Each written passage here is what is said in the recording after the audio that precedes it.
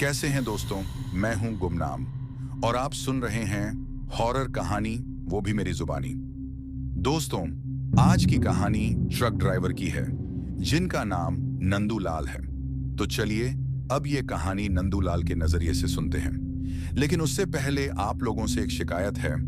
आप लोग स्टोरी को पूरा सुनते हैं लेकिन लाइक नहीं करते हैं। इस बार मैंने आप लोगों से बहुत उम्मीद लगाई है कि आप लोग अब की बार वीडियो को लाइक भी करेंगे और चैनल को सब्सक्राइब करके अपना सपोर्ट भी जरूर दिखाएंगे। तो अब ज्यादा समय नहीं लेते हैं, चलिए कहानी की शुरुआत करते हैं। मेरा नाम रमेश यादव है। मैं कोई पढ़ा लिखा आदमी नहीं हूं, बस ट्रक चलाना जानता हूं। पिछले 20 साल से स्टीयरिंग मेरी रोजी रोटी है। कभी असम, कभी ओडिशा, कभी आंध्र, पर ज्यादातर नॉर्थ ईस्ट से माल उठाकर छत्तीसगढ़ तक लाना मेरा काम रहा है। मैं अरुणाचल प्रदेश के नाहरलगुन साइड रहता हूं। वहीं एक छोटा सा ट्रांसपोर्ट यार्ड है जहां मेरे मालिक का ऑफिस भी है। मालिक का नाम महेंद्र सिंह है। कठोर आदमी, पर पैसा टाइम पे देता है और हम जैसे लोगों के लिए वही काफी होता है। उस दिन भी कुछ खास नहीं लग रहा था। दोपहर के लगभग 2:15 बजे होंगे जब मालिक का फोन आया। उसकी आवाज हमेशा जैसे ऑर्डर देने के लिए ही बनी हो। रमेश, तुरंत यार्ड आ जा, माल लोड करवाना है, डिलीवरी अर्जेंट है, कल सुबह से पहले रायपुर पहुंचना ही चाहिए। मैं कुछ बोलता उससे पहले ही कॉल कट चुका था। अर्जेंट का मतलब मैं समझ गया था, ना रुकना ना ज्यादा सवाल। यार्ड पहुंचा तो देखा ट्रक पहले से ही खड़ा था। पुराना टाटा 4018, पर इंजन भरोसेमंद। इस बार माल था इलेक्ट्रिकल इक्विपमेंट के क्रेट्स। पेपर पे लिखा था फ्रेजाइल। मेरे साथ था मेरा दोस्त मुन्ना, क्लीनर नहीं बल्कि साथी। 10 साल से साथ चल रहे हैं। कम बोलता है, पर जब बोलता है तो बात सीधी दिल में लगती है। मुन्ना ने क्रेट के ऊपर बैठते हुए कहा, भाई दिन में निकल रहे हैं, अच्छा है। नॉर्थ ईस्ट के जंगल रात को ठीक नहीं लगते। मैं सिर्फ हाँ में सिर हिला दिया। सच ये था कि मुझे भी वही लग रहा था, पर अर्जेंट डिलीवरी में डर की जगह नहीं होती। बिल्कुल 3 बजे ट्रक यार्ड से निकला। शुरू में शहर का ट्रैफिक मिला। नाहरलागुन के मार्केट, फिर ईटानगर की सड़कें, हॉर्न, बाइक, स्कूल के बच्चे, सब कुछ नॉर्मल। पर जैसे जैसे टाइम गुजरता गया, शहर पीछे छूटता गया। कंक्रीट की बिल्डिंग्स कम होने लगी, छोटे छोटे घर, फिर सिर्फ गांव। सड़क पतली होती चली गई और पेड़ ज्यादा होने लगे। शाम के 6 बजते बजते आसमान का रंग बदलने लगा। सूरज धीरे धीरे पहाड़ों के पीछे घुस रहा था। हवा में ठंडक आ गई थी। मुन्ना ने विंडो से बाहर देखते हुए कहा, भाई लगता है आज सीधा जंगल का रूट पड़ गया। मैं स्पीड थोड़ी कम कर दी। रेडियो चल रहा था, पर सिग्नल बार बार जा रहा था। कभी गाना, कभी बस हाँ की आवाज। गांव अब बिल्कुल गायब हो चुके थे। ना कोई ढाबा, ना कोई लाइट, सिर्फ ट्रक की हेडलाइट और आगे फैला हुआ सुनसान हाईवे। पेड़ इतने करीब आ गए थे जैसे रोड को दबा रहे हों। कभी कभी लगता जैसे कुछ शैडो सा हेडलाइट के किनारे से हिला हो, पर मैंने ध्यान नहीं दिया। मुन्ना हंसी में बोला, भाई इस रूट का नाम सुना है? लोग बोलते हैं रात को यहाँ ड्राइवर अपनी ही सोच से डर जाता है। मैं मुस्कुराया, पर जवाब नहीं दिया, क्योंकि पता नहीं क्यों जैसे जैसे अंधेरा बढ़ रहा था, मेरा मन बिना वजह भारी होता जा रहा था। ट्रक चलता रहा, हम दोनों बात करते रहे। पुरानी डिलीवरीज, पैसा, घर और जिंदगी। और देखते देखते रोड हमें पूरी तरह अपने अंदर ले चुका था। बस यहीं तक, जब तुम बोलो अगला हिस्सा लिखेंगे, धीरे और ज्यादा दिमाग के अंदर उतरने वाला। लेकिन मैं स्टीयरिंग पकड़कर रास्ते पे ध्यान देते हुए अपने सफर में खोया हुआ था और मुन्ना अपने जेब से बीड़ी की पैकेट निकालकर बीड़ी पीने लगता है और हम दोनों मंजिल की तरफ बढ़ रहे थे। लेकिन अचानक से आगे कुछ ड्रिलिंग होने का और मशीन का आवाज आने लगता है, जैसे कोई काम चल रहा हो।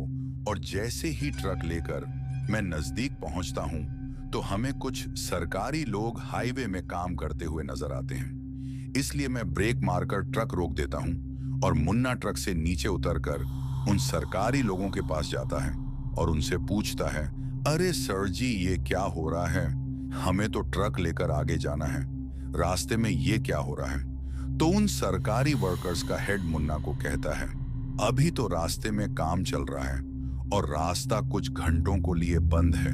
काठी के यहाँ रोड कंस्ट्रक्शन का काम चल रहा है, इसीलिए अभी यहाँ से ट्रक या कोई दूसरी गाड़ी नहीं गुजर सकती है। जिसे सुनकर मेरे चेहरे में चिंता आ जाती है और मुन्ना भी निराश होकर वापस ट्रक के अंदर आ जाता है और मुझे बताने लगता है, और अब हम दोनों फंस चुके थे। ठीक है, माल अर्जेंटली पहुंचना था और रास्ता भी बन रहा है। अब हम लोग कैसे जाएंगे? तभी वही वर्कर्स में से एक वर्कर हमारे ट्रक के पास आता है और मुझे बाहर से कहता है, अरे भाई तुम लोग कहाँ जा रहे हो? तो मैं उससे बताता हूँ कि मुझे छत्तीसगढ़ जाना है। तो वह वर्कर कहता है, ठीक है, एक काम करो, तुम लोग यहाँ से थोड़ा पीछे जाओ और वहां से तुम्हें जंगल वाला कच्चा रास्ता मिलेगा, तुम लोग वहां से जा सकते हो। थोड़ा टाइम लगेगा लेकिन पहुंच जाओगे।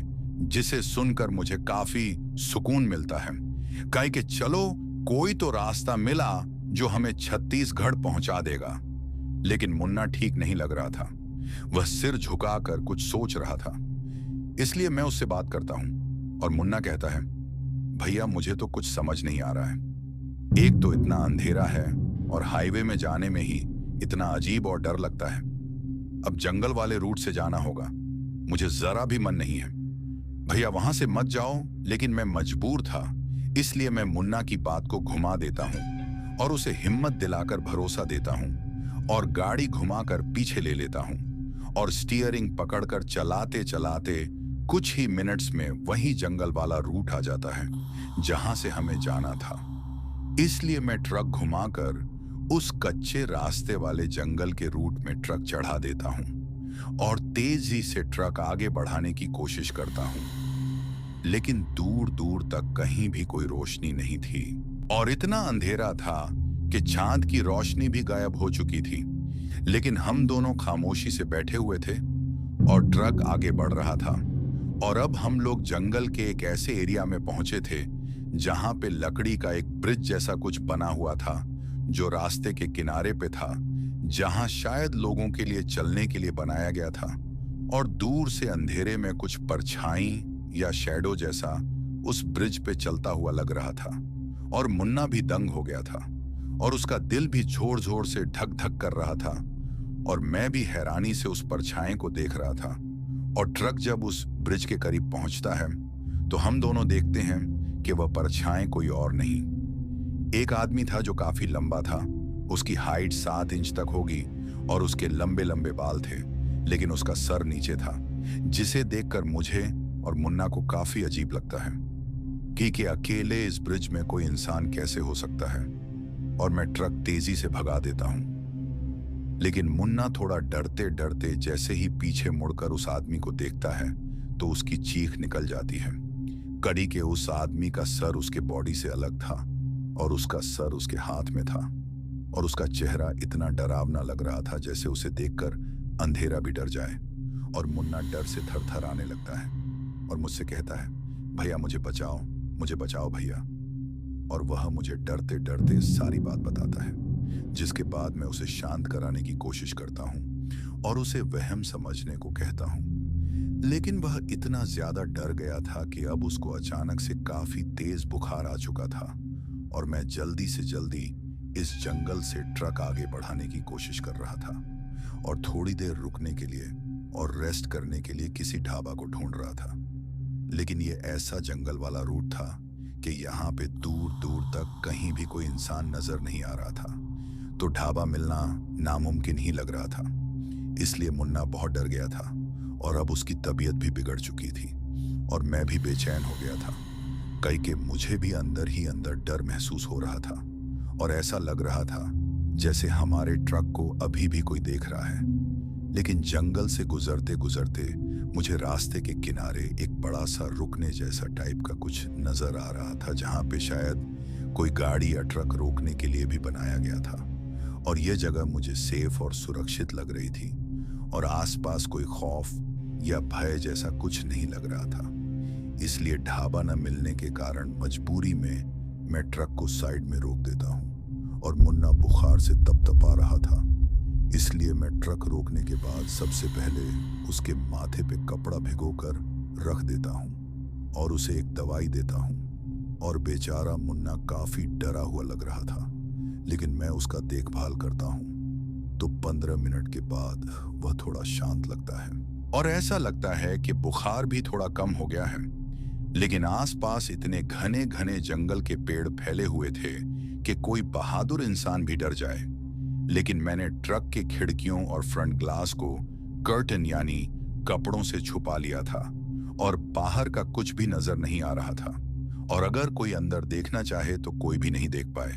लेकिन अभी सब कुछ शांत लग ही रहा था कि तभी अचानक से ट्रक के गेट को कोई खटखटाने लगता है और कंटिन्यू 3 बार नॉक करके जो भी था वह रुक जाता है और फिर शांति हो जाती है, और ऐसा 5 मिनट तक लगातार होता रहता है। लेकिन मुन्ना मुझे इशारा करके दरवाजा खोलने से मना कर देता है और वह अब और ज्यादा डर चुका था और मेरे माथे पे भी पसीना आ चुका था, इसलिए मैं भी खामोश रहता हूँ। लेकिन अब 10 मिनट के बाद जब सब कुछ नॉर्मल हो चुका था और अब दरवाजा नॉक करने की आवाज भी बंद हो चुकी थी, तभी मैं खिड़की का थोड़ा सा पर्दा हटाकर बाहर देखने की कोशिश करता हूँ तो बाहर कोई भी नहीं होता है।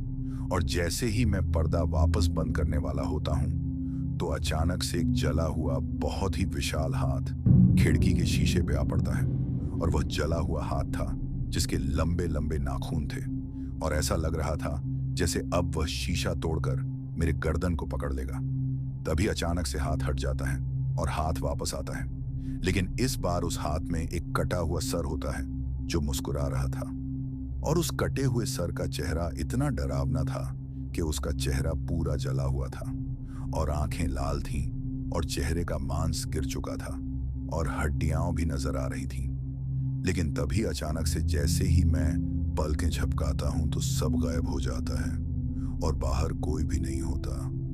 लेकिन मैं वापस पर्दा लगा देता हूं और अब मैं भी बेहद ज्यादा डर चुका था, इसलिए मैं भी थरथराने लगता हूं और तेजी से वापस ट्रक चालू कर देता हूं। और मुन्ना समझ चुका था कि बाहर मैंने भी कुछ ऐसा देख लिया है जो शायद मेरे साथ बुरा होने की पहली शुरुआत थी। लेकिन मैं उसी वक्त स्टीयरिंग पकड़कर ट्रक चालू करके वापस जंगल वाले रास्ते पे आ जाता हूं और जितना तेज हो सकता था उतनी तेजी से ट्रक चलाते हुए बिना रुके जंगल से बाहर निकल जाता हूं और माल डिलीवरी कर देता हूं। लेकिन माल डिलीवरी करने के बाद मुझे जल्दी से जल्दी मुन्ना को पास के हॉस्पिटल में ले जाना होता है, क्योंकि मुन्ना का बुखार अचानक से वापस बढ़ चुका था, इसलिए उसे हॉस्पिटल में एडमिट होना पड़ता है और डॉक्टर उसके बुखार को कम करने के लिए ढेर सारे टेस्ट करते हैं और दवा देते हैं, लेकिन उसे कोई फायदा नहीं हो रहा था। इसलिए वापस सुबह से शाम हो चुकी थी और उसका तबीयत बिल्कुल ठीक नहीं हो रहा था और अब डॉक्टर ने रात भर हॉस्पिटल में ही रहने को कह दिया था, इसलिए मुझे उसके पास ही रहना था और मैं रात भर उसके पास ही रहता हूँ। लेकिन रात के 2 बजे जब सारे डॉक्टर अपने अपने रूम में चले जाते हैं और हॉस्पिटल में बाहर के लोग बिल्कुल भी नहीं होते, जब सारे मरीज और मुन्ना सो जाते हैं तो मेरी आंख फिर भी खुली रहती है। कई के मेरे आंख में जरा भी नींद नहीं था और मेरे दिमाग में सिर्फ और सिर्फ वही सब चल रहा था जो हमने उस जंगल में देखा था।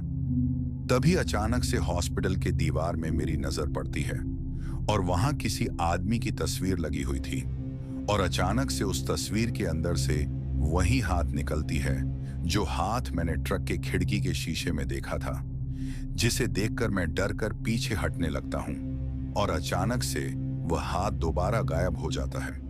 लेकिन जैसे ही मैं दोबारा उस तस्वीर को देखता हूं तो इस बार दोबारा वही हाथ निकलता है, लेकिन इस बार हाथ में वही शैतानी कटा हुआ सर होता है जो मुझे देखकर डरावनी मुस्कुराहट से देख रहा था, जिसे देखकर मेरी चीख निकल आती है और मुन्ना और आसपास के ढेर सारे मरीज जाग जाते हैं और डॉक्टर भी आ जाते हैं। तो डॉक्टर मुझसे चीखने की वजह पूछते हैं और मैं उन्हें चीखने की वजह बताता हूं तो वह लोग मुझे दिमागी वहम बताकर शांत करा देते हैं और मैं जैसे तैसे बड़ी मुश्किल से रात भी जागते हुए उस हॉस्पिटल में रात गुजार देता हूँ। और अगली सुबह मुन्ना का तबीयत ठीक हो चुका था, इसलिए डॉक्टर ने मुन्ना को छुट्टी दे दिया था।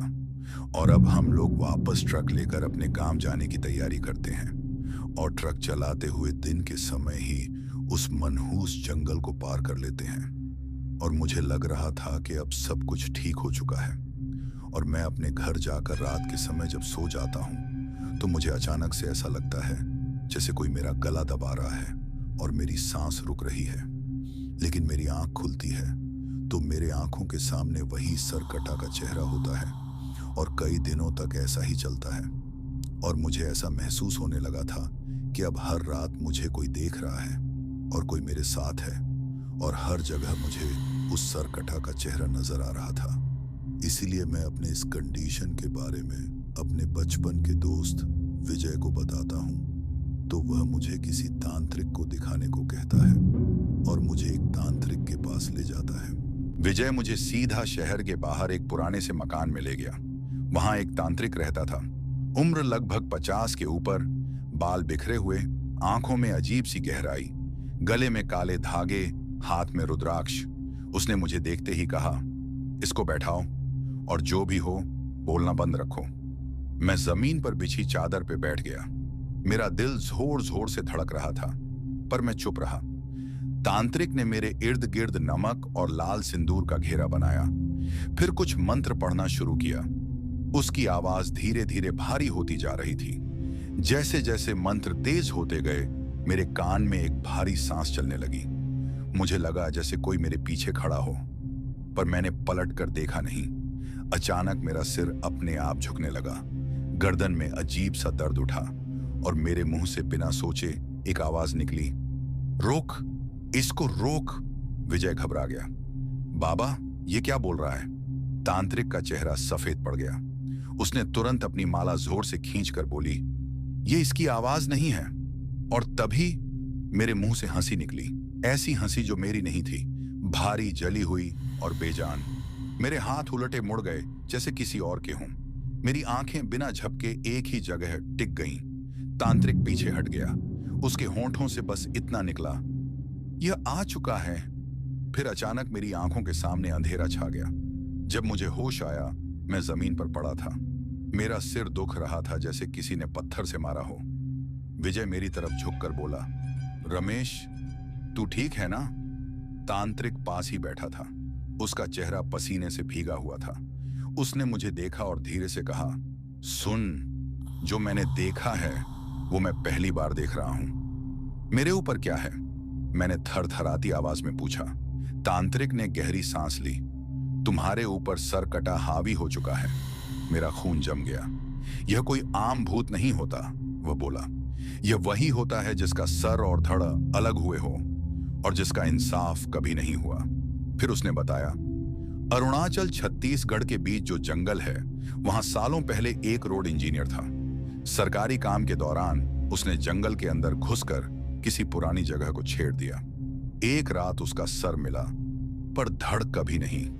तब से जो भी वहां रास्ता भटक कर जाता है, वह सर कटा किसी न किसी के साथ चिपक जाता है। तांत्रिक ने मेरी आंखों में आंखें डालकर कहा, वह तुम्हारे पीछे आ चुका है क्योंकि तुमने उसे देख लिया है। अब इसका इलाज? विजय ने कांपते हुए पूछा। तांत्रिक ने सिर हिला दिया। मैं कुछ नहीं कर सकता। फिर उसने एक जगह का नाम लिया, मायोंग, असम। वहां एक बड़े बाबा रहते हैं। सिर्फ वही इस बंधन को तोड़ सकते हैं। पर याद रखना, वहां तक पहुंचना भी आसान नहीं होगा। मैं चुप था, पर मुझे पता था यह सफर अब सिर्फ रोड का नहीं रहा। यह सफर सर कटा के साथ शुरू हो चुका था और वह अब भी कहीं ना कहीं मेरे बिल्कुल पास था। मायोंग पहुंचने के बाद भी मुझे चैन नहीं मिला। लोग कहते थे यह जगह हर चीज का इलाज करती है, पर मेरे लिए यह जगह धीरे धीरे कैद बनती जा रही थी। मैं खुद को संभालना चाहता था, सच में चाहता था। सुबह उठकर नहाता, पूजा करता, अपने हाथ अपनी गर्दन से दूर रखता और बार बार खुद से कहता, रमेश, यह सब दिमाग का वहम है। पर रात होते ही सब बदल जाता। कभी ऐसा लगता जैसे मेरा सिर भारी हो गया हो, कभी गर्दन में अजीब सी जलन होती और कभी कभी ऐसा महसूस होता जैसे मेरा सिर बस एक धागे से लटका हुआ है। मैं मायोंग के एक तांत्रिक के पास गया। उसने मुझे देखते ही बोला, तुम्हारे साथ कोई चल रहा है। उस रात उसने पूजा शुरू की। मैं जमीन पर बैठा था, मंत्र चल रहे थे, और फिर मेरी हंसी निकल गई। मेरी नहीं थी वह हंसी, बहुत गहरी, जली हुई, जैसे किसी जले हुए गले से आ रही हो। अगली सुबह उस तांत्रिक की लाश मिली। उसका सिर अलग पड़ा था, आंखें खुली हुई, जैसे मरते वक्त भी कुछ देख रहा हो। लोग बोले एक्सीडेंट, पर मुझे पता था यह शुरुआत थी। दूसरा तांत्रिक मिला। उसने मुझे बांध दिया, बोला जब तक साया निकलेगा नहीं तुम यहीं रहोगे। उस रात उसके घर से चीखने की आवाज आई। सुबह देखा तो उसका कमरा जल चुका था, उसका शरीर भी। पर अजीब बात यह थी, आग सिर्फ सिर के आसपास लगी थी। तीसरा तांत्रिक मिला। वह ज्यादा बोलता नहीं था, बस मुझे देखता रहा। अगली सुबह वह अपने ही घर के दरवाजे से लटका मिला। उसके पास दीवार पर लिखा था, जैसे किसी ने जली हुई उंगली से लिखा हो, यह मेरा है। अब मायोंग में डर फैल चुका था। रात को लोग दरवाजे बंद करके सोने लगे। बच्चों को घर से बाहर निकलना मना कर दिया गया, और लोग मुझे देखते ही चुप हो जाते। कभी कभी मुझे याद ही नहीं रहता था कि मैं कहाँ हूं। कभी मैं खुद को जंगल के बीच खड़ा पाता और मेरे हाथ में कुछ भारी सा होता। एक रात मैं पूरी तरह हार गया। उस रात किसी ने मुझे नहीं देखा। सुबह मेरी लाश मिली, जंगल के किनारे।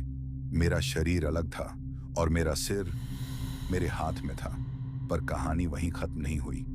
अब मैं विजय हूं। मैंने रमेश को खुद दफनाया था, पर मायोंग के लोगों की नजर में मैं ही उसके साथ आई मुसीबत था। रात को लोग कहते ये दोनों श्राप लेकर आए थे, इसी वजह से मौत हो रही है। मैं डर के मारे गांव छोड़कर जाने लगा, पर गांव वालों ने मुझे जाने नहीं दिया। एक रात मुझे पकड़ लिया, हाथ पैर बांध दिए। किसी ने मेरी बात नहीं सुनी और मुझे जिंदा जला दिया गया। मेरी चीख मायोंग के जंगल में गूंजती रही। उस रात के बाद मायोंग में हर रात कोई ना कोई मरने लगा। कभी किसी का सिर गायब, कभी किसी का सिर हाथ में पकड़ा हुआ, कभी जली हुई गर्दन। लोग अपना घर छोड़कर भागने लगे। पूरा गांव धीरे धीरे खाली हो गया। आज वह जगह बस जंगल के नाम से जानी जाती है। लोग कहते हैं रात को वहां एक आदमी चलता दिखता है। उसके हाथ में उसका अपना सिर होता है और उसके पीछे एक ट्रक की आवाज आती है। सालों बाद दिल्ली के कुछ व्लॉगर्स उस जगह को एक्सप्लोर करने आए। कैमरा ऑन था, मजाक चल रहा था। फिर कैमरा हिला, एक फ्रेम में जला हुआ हाथ दिखा और उस हाथ में एक मुस्कुराता हुआ कटा सिर। वीडियो वहीं खत्म हो गया। व्लॉग वायरल हुआ, पर उन व्लॉगर्स में से कोई वापस नहीं आया। और आज भी मायोंग के उस जंगल में सर कटा जिंदा है। बस फर्क इतना है, अब वह सिर्फ जंगल का नहीं, इंटरनेट का भी श्राप बन चुका है। मायोंग को जब सील करने का ऑर्डर आया, तब तक उस गांव का नाम सरकारी कागजों में सिर्फ एक एबैंडन्ड एरिया बन चुका था। ना बिजली, ना राशन, ना वोटर लिस्ट, पर जंगल के बीच वह जगह जिंदा थी, बस लोगों के बिना।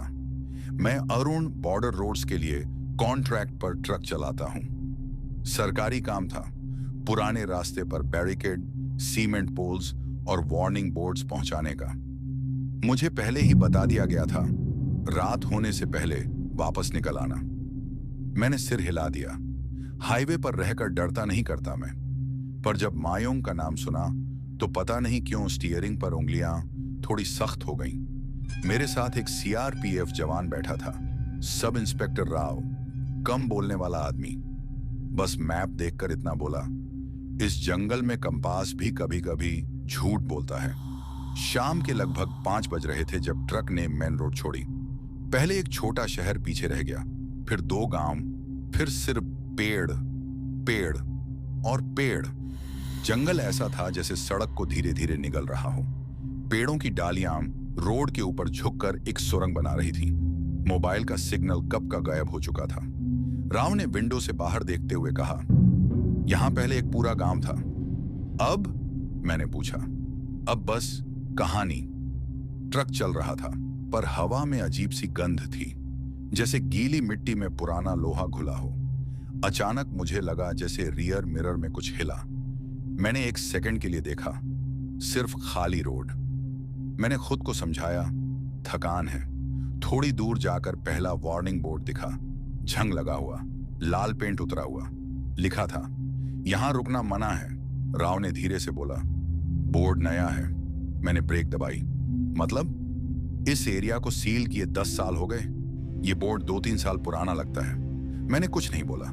इंजन की आवाज थोड़ी ज्यादा तेज लग रही थी। अब सूरज ढलने लगा, जंगल का रंग बदलने लगा, हरा से काला।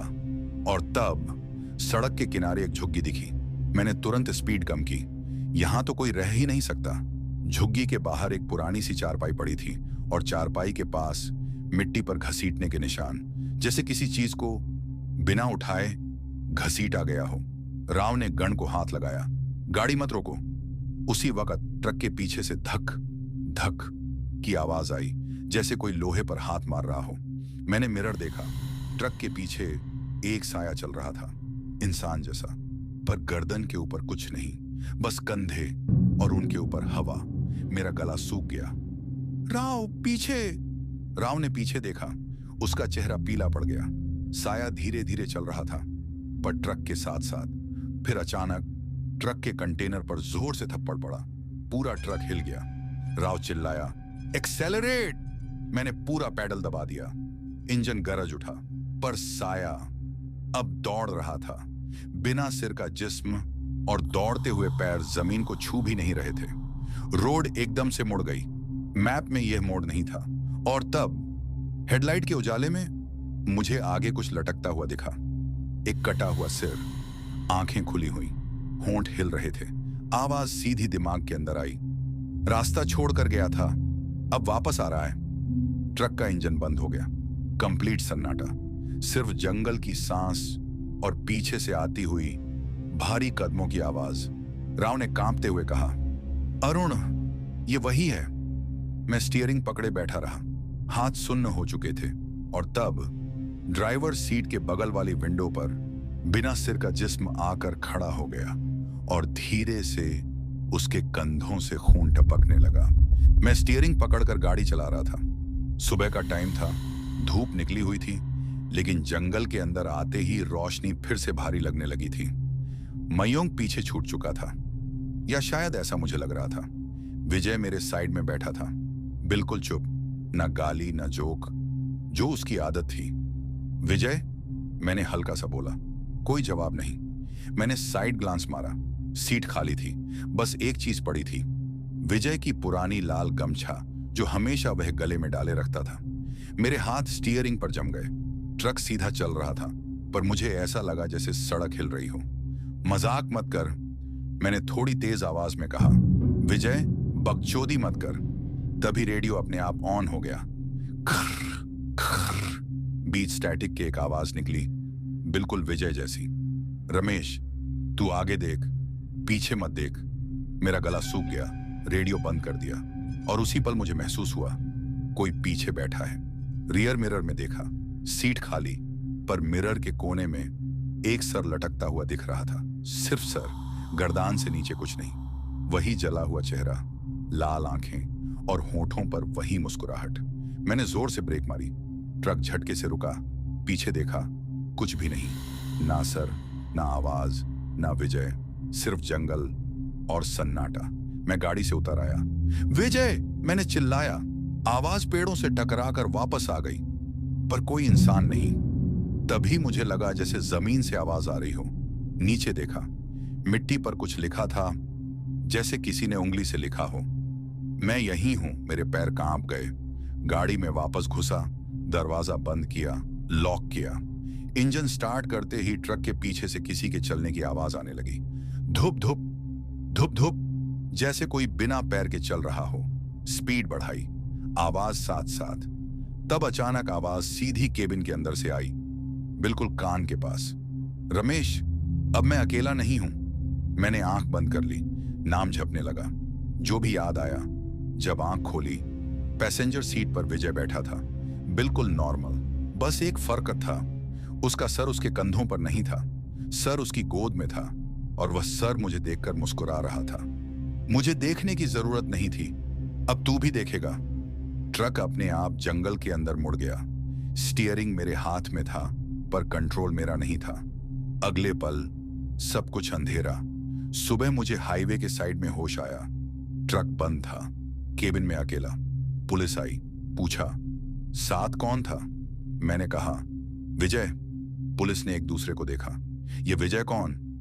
इस ट्रक में सिर्फ एक आदमी रजिस्टर्ड है। उस दिन के बाद विजय कभी नहीं मिला, ना जिंदा ना मरा।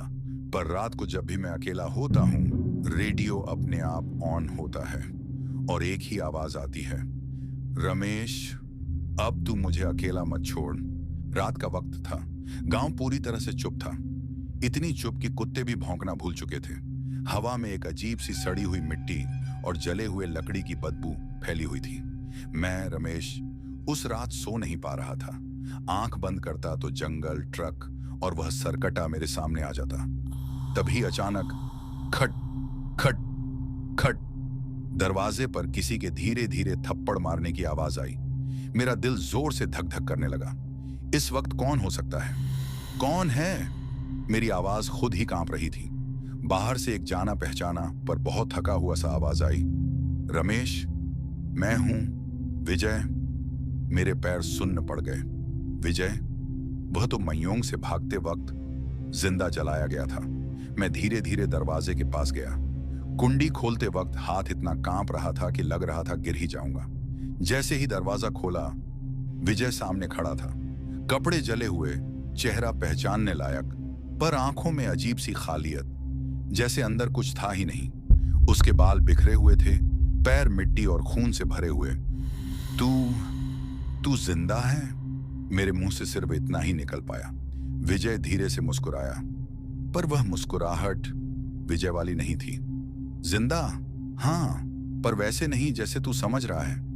जैसे ही वह घर के अंदर आया, पूरा कमरा ठंडा पड़ गया। दिए की लौ कांपने लगी और सबसे अजीब बात, उसकी परछाई उसके साथ मूव नहीं कर रही थी। परछाई एक पल के लिए दीवार पर रुक गई, फिर धीरे धीरे अपना सर अलग करके नीचे लटकने लगी। मेरी चीख गले में ही अटक गई। रमेश घबरा मत, विजय बोला, वह अब मेरे साथ रहता है। कौन? मैंने थूक निगलते हुए पूछा। उसने अपनी गर्दन धीरे से पकड़ी और एक अजीब सी आवाज के साथ उसका सर थोड़ा सा टेढ़ा हो गया, जैसे किसी और का हो। वह जिसे हम सरकट्टा कहते हैं। मैंने पीछे हटने की कोशिश की, पर पैर चल ही नहीं रहे थे। विजय ने आंखें बंद की और अगले ही पल उसकी आवाज बदल गई, गहरी, भारी हुई और बिल्कुल बेजान। तुम लोगों ने जंगल में जो जगाया, उसका भुगतना पूरा मयोंग करेगा। दीवार पर लटकती परछाई ने धीरे धीरे हाथ बढ़ाया। उस हाथ के नाखून लंबे और जले हुए थे, बिल्कुल वैसे ही जैसे मैंने पहले देखे थे। मुझे समझ आ गया, विजय जिंदा तो था पर इंसान नहीं। उस रात के बाद विजय गांव में दिखाई देने लगा, कभी तालाब के पास, कभी श्मशान के रास्ते, कभी किसी के घर के बाहर चुपचाप खड़ा। जब भी वह नजर आता, गांव के किसी घर से अगले दिन किसी के गायब होने की खबर आती। गायब लोगों के सिर कभी मिलते ही नहीं थे। कुत्ते विजय को देखते ही रोने लगते, बच्चे रात में चीख कर उठ जाते और हर तीसरी रात किसी न किसी घर के दरवाजे पर वही आवाज आती, खट खट खट। गांव वालों ने समझ लिया कि ये सब रमेश और विजय की वजह से हो रहा है। उनका गुस्सा धीरे धीरे नफरत में बदलने लगा। मैं जानता था, सरकटा अब सिर्फ जंगल में नहीं था, वह विजय के जरिए गांव के अंदर आ चुका था और यह सिर्फ शुरुआत थी। रात का वक्त था। गांव पर अजीब सी खामोशी छाई हुई थी, ना कुत्तों के भौंकने की आवाज, ना झींगुरों की। ऐसा लग रहा था जैसे पूरी हवा रुक गई हो। मैं यानी विजय उस रात सोने की कोशिश कर रहा था, पर नींद आंखों से कोसों दूर थी। दिमाग में बार बार रमेश का चेहरा घूम रहा था। वह ट्रक, वह जंगल, वह सरकटा, सब कुछ मेरे दिमाग में फिर से जिंदा हो रहा था। तभी अचानक मुझे लगा जैसे मेरे सीने के अंदर कुछ खींच रहा हो। सांस भारी होने लगी। मैंने उठकर पानी पीना चाहा, लेकिन पैर जमीन पर रखते ही मेरी टांगें कांपने लगीं और तब मेरी परछाई ने मेरी बात मानना बंद कर दिया। बल्ब की हल्की रोशनी में मैंने देखा, मेरी परछाई सीधी खड़ी थी, जबकि मैं झुका हुआ था। ये क्या है? मेरी आवाज मेरे ही गले में दब कर रह गई। अगले ही पल मेरी गर्दन में भयानक दर्द हुआ। ऐसा लगा जैसे किसी ने अंदर से हड्डी पकड़कर घुमानी शुरू कर दी हो। मैं चीखना चाहता था, पर आवाज नहीं निकली। और फिर मैंने अपनी आंखों से अपना ही सर अपने शरीर से अलग होते हुए देखा। खून नहीं बहा, सिर्फ एक सूखी सी कर्र की आवाज आई। मेरा शरीर सीधा खड़ा था और मेरा सर मेरे ही हाथ में था। उसी पल मुझे समझ आ गया, सरकटा अब मुझे छोड़ चुका था और मुझ में घुस चुका था। मेरी आंखें अपने आप लाल हो गईं, चेहरा बिना वजह मुस्कुरा रहा था और दिमाग में एक ही आवाज गूंज रही थी, अब तू मेरा रास्ता है। मैं धीरे धीरे घर से बाहर निकला, गांव की गलियों में चल रहा था, सर हाथ में लिए। जो भी मुझे देखता उसकी सांस वहीं रुक जाती। सबसे पहले चाचा रामदीन मिले। वह सुबह दूध लेने निकले थे। उन्होंने मुझे देखा और बस इतना बोले, हे भगवान। अगली सुबह उनकी लाश कुएं के पास मिली, गर्दन से सर गायब। उसके बाद एक एक करके गांव में मौत का सिलसिला शुरू हो गया। हर रात कोई ना कोई गायब होता, कभी खेतों से, कभी घर के अंदर से। और हर लाश के साथ एक ही बात कॉमन थी, सर नहीं होता था। गांव वालों ने पहले पुलिस को बुलाया। पुलिस आई, 2 रात रुकी। तीसरी रात पुलिस चौकी के अंदर से एक सिपाही गायब हो गया। सुबह उसकी वर्दी लटकती मिली और सिर्फ उसका सर मंदिर के घंटे से बंधा हुआ था। पुलिस भी भाग गई। अब गांव वालों को यकीन हो चुका था, यह कोई इंसान नहीं, यह सरकटा का नया रूप है। और वह रूप विजय का शरीर था। गांव वालों ने फैसला किया, इस श्राप की जड़ विजय है। मैं सब सुन रहा था, पर मेरे अंदर का विजय अब कमजोर हो चुका था। सरकटा मुझे अंदर ही अंदर दबा रहा था। एक रात गांव वालों ने मुझे पकड़ लिया, हाथ पैर बांध दिए, लकड़ी इकट्ठी कर दी। आग लगाने ही वाले थे, तब मेरे शरीर ने खुद ही अपना सर उठाया और सबकी तरफ देखकर बोला, गांव जलेगा, सिर्फ मैं नहीं। आग लगाई गई, मुझे जिंदा जला दिया गया। पर उस रात के बाद गांव में आग से ज्यादा तेज मौत फैली। जो भी गांव में रुकता, सुबह उसका सर गायब होता। लोग गांव छोड़कर भागने लगे, कुछ शहर, कुछ जंगल, कुछ कभी मिले ही नहीं। आज वह गांव खाली है, ना बिजली, ना पानी, ना इंसान। पर रात के वक्त अगर कोई उस रास्ते से गुजरे तो कहते हैं एक आदमी दिखता है, सर हाथ में लिए, ट्रक के हॉर्न जैसी आवाज के साथ हंसता हुआ। और कहानी यहीं खत्म नहीं होती, क्योंकि अगले साल दिल्ली के कुछ व्लॉगर्स उसी गांव में रात गुजारने आने वाले हैं और जो उनके साथ होगा वह इंटरनेट ने कभी नहीं देखा। गांव के खाली हो जाने के बाद मयोंग और ज्यादा खामोश हो गया था। ऐसी खामोशी जिसमें हवा भी धीरे चलती है, जैसे उसे भी डर लगता हो आवाज करने से। मैं यानी विजय अब भी वहीं था। रमेश चला गया था, पर उसके जाने के बाद जो रह गया था वो सिर्फ यादें नहीं थी, उसका श्राप भी रह गया था। रात के वक्त मुझे नींद नहीं आती थी। जब आंख लगती, सपने में वही जंगल, वही ट्रक और वही बिना सर का जिस्म दिखाई देता। कभी कभी लगता जैसे रमेश मुझे बुला रहा हो, पर जब आंख खुलती तो सिर्फ अंधेरा होता। एक दिन गांव के बिल्कुल किनारे एक पुरानी झोपड़ी में मुझे कुछ मिला। वह झोपड़ी इतनी पुरानी थी कि लगता था ब्रिटिश जमाने की होगी। दरवाजा खोलते ही सड़ी हुई लकड़ी की बदबू और मिट्टी की नमी नाक में भर गई। अंदर एक लोहे का संदूक पड़ा था। संदूक पर अजीब अजीब निशान बने हुए थे, जैसे किसी ने नाखून से लकड़ी चीरी हो। मैंने हिम्मत करके संदूक खोला। अंदर एक पुरानी डायरी थी, चमड़े का कवर जिसमें अब भी सूखा हुआ खून लगा हुआ था। डायरी के पहले पन्ने पर लिखा था, यह लिखने वाला शायद जिंदा नहीं रहेगा, पर अगर कोई इसे पढ़ रहा है तो जान ले, सरकटा भूत नहीं है। मेरे हाथ कांप गए। मैं पढ़ने लगा। Diary British officer Edward Collins की थी, जो 1890 के आसपास मयोंग में पोस्टेड था। उसने लिखा था कि इस जंगल में एक तांत्रिक संप्रदाय रहता था जो सर काटकर बलि देता था। उनका मानना था कि अगर किसी मासूम आदमी की अधूरी बलि दी जाए, जिसमें सर अलग हो पर शरीर जिंदा रहे, तो एक ऐसी शक्ति पैदा होती है जो कभी पूरी नहीं होती। वह शक्ति ही सरकटा थी। डायरी में लिखा था कि एक बार बलि अधूरी रह गई थी। जिसका शरीर जंगल में भटकता रहा और जिसका सर कभी शांत नहीं हुआ। और फिर एक लाइन थी जो मेरे खून को जमाने के लिए काफी थी, जो भी उस श्राप को देखेगा वह या तो उसका हिस्सा बनेगा या उसका रास्ता। मुझे रमेश का चेहरा याद आ गया। ट्रक, हॉस्पिटल और वह सर जो मुस्कुराता था। डायरी के आखिरी पन्ने पर लिखा था, इस श्राप का कोई इलाज नहीं, बस ये अपनी भूख बदलता रहता है, पहले जंगल, फिर गांव और फिर शहर। उस रात मुझे समझ आ गया, रमेश का मरना एंड नहीं था, शुरुआत थी। उसी रात गांव के पास के जंगल से आवाज आई, लकड़ी टूटने की, पैर घसीटने की। मैंने दूर से देखा, एक जिस्म चल रहा था, सर उसके हाथ में था और उस सर की आंखें सीधी मेरी तरफ देख रही थीं। मुझे लगा जैसे वह कह रहा हो, तू जानता है अब। अगली सुबह मयोंग के पास के शहर में पहली लाश मिली, सर अलग, शरीर पर कोई चोट नहीं। फिर दूसरा, फिर तीसरा। लोग कहने लगे मयोंग का श्राप शहर आ गया है, और मैं जानता था ये रुकने वाला नहीं। डायरी मेरे हाथ में थी, पर सच मेरे दिमाग में घुस चुका था। डायरी का वह पन्ना मैंने कांपते हाथों से पूरा खोला। किनारे पर लिखावट अलग थी, जैसे किसी ने जल्दी जल्दी डर में लिखा हो। इंक जगह जगह फैली हुई थी और कुछ शब्द तो खून से लिखे लग रहे थे।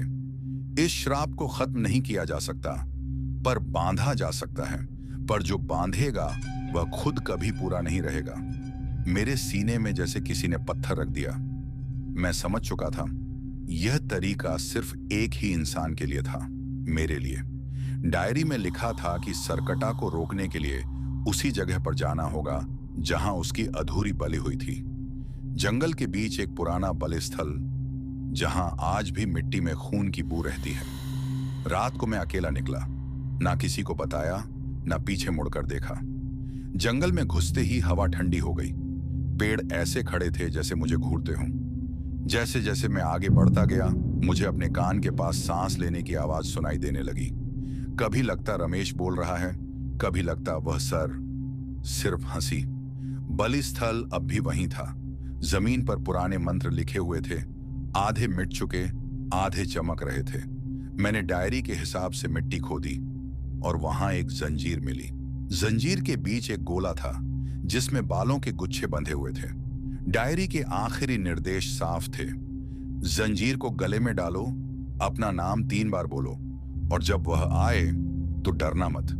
जैसे ही मैंने जंजीर गले में डाली, मेरा गला जलने लगा, सांस अटक गई, और तब वह आया। बिना सर का जिस्म धीरे धीरे जंगल से निकला।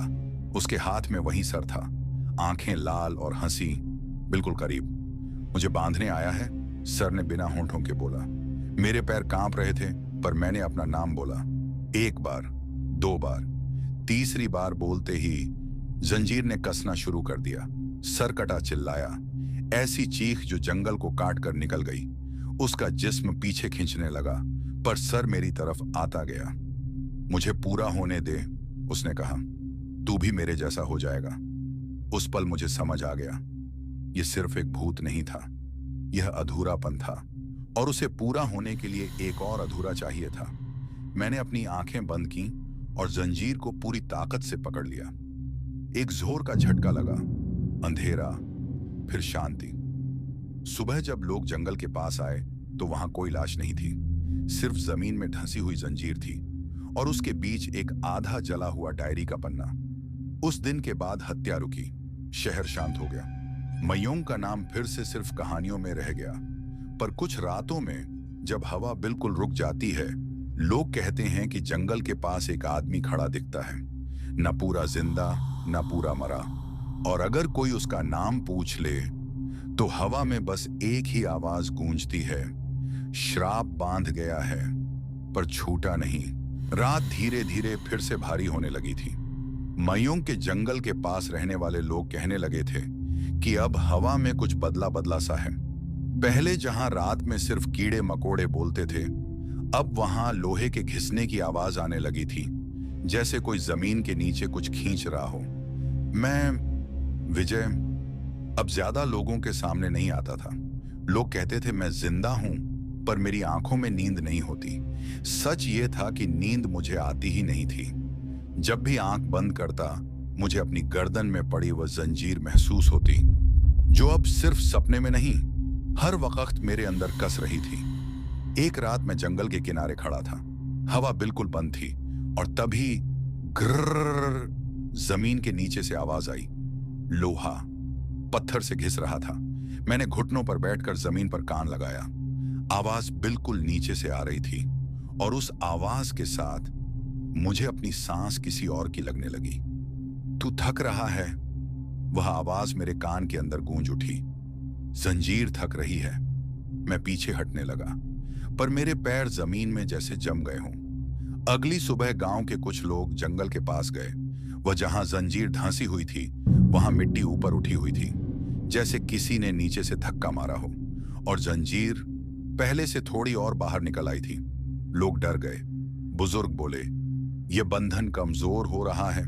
मुझे पता था, बंधन सिर्फ जंजीर का नहीं था, मेरा भी। हर दिन के साथ मुझे अपना शरीर हल्का लगने लगा। कभी लगता जैसे मेरा वजन ही नहीं, कभी लगता जैसे मैं सिर्फ एक परछाई हूं। शीशे में जब खुद को देखता तो कभी मेरा चेहरा होता, कभी सिर्फ धुंधला सा जिस्म। और सबसे खौफनाक बात, जब जंजीर थोड़ी और बाहर आती, मेरे गले पर निशान और गहरा हो जाता। एक रात लोहे की आवाज इतनी तेज हुई कि पूरा जंगल गूंज उठा।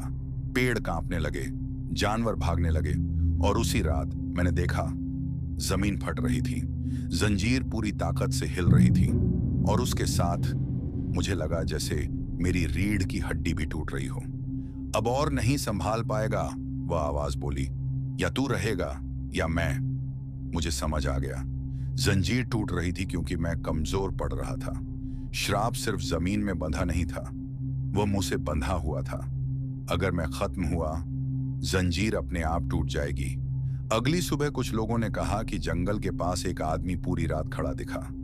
उसके गले में जंजीर थी और उसके हाथ में कुछ नहीं, पर उसकी परछाई के पास एक अलग परछाई चल रही थी। और उस दिन मुझे पहली बार एहसास हुआ, सरकटा बाहर नहीं आ रहा, वह मेरे अंदर पूरा हो रहा है। अब सवाल सिर्फ यह नहीं था कि जंजीर कब टूटेगी, सवाल यह था, जब टूटेगी तो पहले कौन गिरेगा। रात बहुत गहरी हो चुकी थी। मयूंग का जंगल बिल्कुल चुप, इतनी चुप कि अपनी सांस भी दुश्मन लग रही थी। मैं, विजय, उस पुराने बरगद के नीचे खड़ा था जहां जमीन के अंदर लोहे की जंजीर जाती थी। वही जंजीर जो सरकटा को बांधे हुए थी, वही जंजीर जिसके कारण रमेश मरा, गांव जला और पूरा मयूंग खाली हो गया। मेरे हाथ कांप रहे थे, पैरों के नीचे मिट्टी गीली थी, खून और बारिश मिलकर कीचड़ बन चुकी थी। हट जा, वापस चला जा, मैंने खुद से कहा, पर जंगल ने मेरी बात नहीं सुनी। पीछे से आवाज आई, भारी, गीली, जैसे बिना गले के कोई बोल रहा हो। विजय। मैंने मुड़कर नहीं देखा। मैं जानता था अगर देख लिया तो हिम्मत खत्म हो जाएगी। जंजीर धीरे धीरे हिल रही थी, हर झटके के साथ जमीन कांप रही थी और मुझे महसूस हो रहा था, सरकटा अब पूरा हो चुका है। मैंने अपनी जेब से वही पुराना लाल धागा निकाला जो एक मरे हुए तांत्रिक ने मुझे दिया था। उसने मरते वक्त कहा था, इस श्राप का अंत किसी पूजा से नहीं, सिर्फ बलि से होगा। मैंने हंस दिया, कड़वा हंस। बलि तो मिल ही गई तुम्हें, रमेश, गांव वाले, पूरा मयूंग। मैंने धीरे कहा, अब मेरी बारी है। जंजीर के पास जाते ही हवा ठंडी हो गई, इतनी ठंडी जैसे किसी ने दिल पकड़ लिया हो। अचानक जमीन फटने लगी, मिट्टी उड़ी और उस अंधेरे से वह निकला, सिर के बिना धड़, गर्दन से काला धुआं निकलता हुआ, हाथ लंबे, नाखून जानवर जैसे, और उसकी चाल जैसे किसी लाश को जबरदस्ती जिंदा रखा गया हो। तू भी भाग जा, उसकी आवाज मेरे दिमाग के अंदर गूंज रही थी, पर मैं भागा नहीं। मैं जंजीर पर चढ़ गया। लोहे की ठंड मेरे पैरों से होते हुए रीढ़ तक घुस गई। बस अब खत्म, मैंने आंखें बंद करके कहा और पूरी ताकत से जंजीर खींच दी। एक भयानक चीख निकली, जंगल के सारे पक्षी एक साथ उड़ गए, आसमान बिजली से चमक उठा। जंजीर टूट गई, पर सरकटा मुझ पर पूरी तरह झपटा। उससे पहले मैंने अपनी छाती पर लाल धागा बांध लिया। तू आजाद होगा, पर मेरे साथ। ये मेरी आखिरी सोच थी। उसका धड़ मुझे लपेट गया। उस अंधेरे ने मुझे अंदर खींच लिया। मुझे लगा मेरी हड्डियां टूट रही हैं।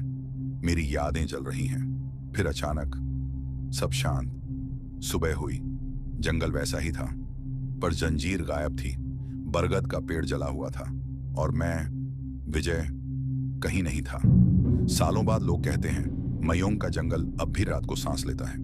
कभी कभी ट्रक ड्राइवर्स को लगता है कोई सड़क के बीच खड़ा है, सिर के बिना, और जब हॉर्न बजाते हैं तो इंजन अपने आप बंद हो जाता है। लोग कहते हैं सरकट्टा खत्म हो गया, पर कुछ बुजुर्ग बोलते हैं वह मरा नहीं, उसने अपनी बलि ले ली। और अगर किसी रात जंगल में कोई आवाज आए, विजय, तो समझ लेना मैं अभी भी यही हूं। उस रात जंगल बिल्कुल चुप था, ना कीड़े की आवाज, ना पत्तों की सरसराहट, बस एक अजीब सी भारी खामोशी, जैसे जंगल सांस रोककर कुछ देख रहा हो। मैं, विजय, उस पुराने पीपल के पेड़ के नीचे खड़ा था। वही पेड़ जहां सब ने मिलकर सरकटा को जंजीरों में बांधा था। लोहे की मोटी जंजीरें, मंत्रों से भरी हुई, मिट्टी के अंदर गाड़ी हुई, पर मुझे अंदर ही अंदर लग रहा था यह बंधन सिर्फ दिखावा है। हवा चली और मुझे लगा किसी ने मेरे कान के पास धीरे से कहा, तू भी तो मेरा ही है। मेरा बदन कांप गया। मैंने अपनी आंखें बंद कर ली। मुझे रमेश याद आया, मेरा दोस्त, मेरा साथी, जो ट्रक के केबिन में मेरे बगल में बैठकर हंसता था। आज वही रमेश जंगल के अंधेरे में कहीं खो चुका था। उसका जिस्म मिला था, पर सिर नहीं। गांव के पंडित बोले थे, विजय, तूने श्राप को छेड़ दिया है, अब इसका दाम सिर्फ जान से ही चुकाना पड़ेगा। मैं भाग सकता था, शहर जा सकता था, पर हर रात सपने में सरकटा मेरे सामने खड़ा होता, बिना सिर का जिस्म और हाथ में मेरा ही चेहरा। उस रात मैंने फैसला कर लिया। मैं पीपल के पेड़ के पास घुटनों के बल बैठ गया, अपनी जेब से छुरी निकाली। हाथ कांप रहा था, पर मन बिल्कुल शांत। जैसे ही छुरी मेरी गर्दन के पास आई, जमीन के अंदर से जंजीरों के खींचने की आवाज आई। खर्र, खर्र, मिट्टी फट गई और वह खड़ा हो गया। सरकटा, उसका जिस्म पहले से ज्यादा लंबा था और इस बार उसके कंधों के ऊपर एक धुंधला सा रूप बन रहा था। चेहरा नहीं, पर मेरी आंखों जैसा दर्द उस धुंध में था। मुझे सिर चाहिए, आवाज नहीं थी, पर बात सीधा दिमाग में घुस रही थी। मैंने छुरी नीचे रख दी और धीरे से बोला, ले ले, पर गांव छोड़ दे। एक पल के लिए सब कुछ रुक गया। फिर मुझे लगा जैसे मेरी सांस किसी और के फेफड़ों में जा रही हो। मेरा जिस्म बोझिल होने लगा और अगले ही पल मैं अपने ही शरीर को जमीन पर गिरता हुआ देख रहा था। दर्द नहीं था, बस ठंड। सरकटा के कंधों पर धुंध साफ होने लगी और उसमें मेरा चेहरा था, आंखें खुली हुई, पर उनमें जान नहीं थी। गांव वालों ने अगले दिन जंगल के पास दो परछाइयां देखी, एक बिना सिर का जिस्म और एक सिर जो कभी कभी घूमकर सड़क की तरफ देख लेता था। उस दिन के बाद मयोंग कभी बसा नहीं। लोग शहर चले गए, घर खाली पड़ गए, मंदिर टूट गए, पर जो ट्रक ड्राइवर रात को उस सुनसान हाईवे से गुजरते हैं, वह कहते हैं जब हेडलाइट जंगल के मोड़ पर पड़ती है तो दो लोग खड़े होते हैं, एक बिना सिर का और दूसरा जो धीरे से हाथ उठाकर कहता है, मत रुकना, वरना तू भी हम जैसा हो जाएगा। और इस तरह रमेश की मौत के बाद विजय भी कहानी का हिस्सा बन गया। इंसान नहीं, याद नहीं, सिर्फ एक श्राप जो आज भी जिंदा है। तो मेरे प्यारे दोस्तों, आज की ये डरावनी और सच्ची कहानी खत्म होती है, लेकिन मैं इस चैनल में आप लोगों के लिए हर दिन एक अनोखी और सच्ची ट्रक ड्राइवर की आपबीती और कहानी लेकर आता हूं। लेकिन आप लोगों से मेरी एक रिक्वेस्ट है, प्लीज हमें सपोर्ट करने के लिए हमारे इस वीडियो को लाइक करके चैनल को सब्सक्राइब कर लीजिए। और अगर आप भी अपना नाम नेक्स्ट वीडियो में अनाउंस करवाना चाहते हो तो इस वीडियो के कमेंट सेक्शन में अपना नाम लिख दीजिए। और हम लोग मिलते हैं नेक्स्ट वीडियो में एक नई और डरावनी कहानी के साथ। तब तक अलविदा।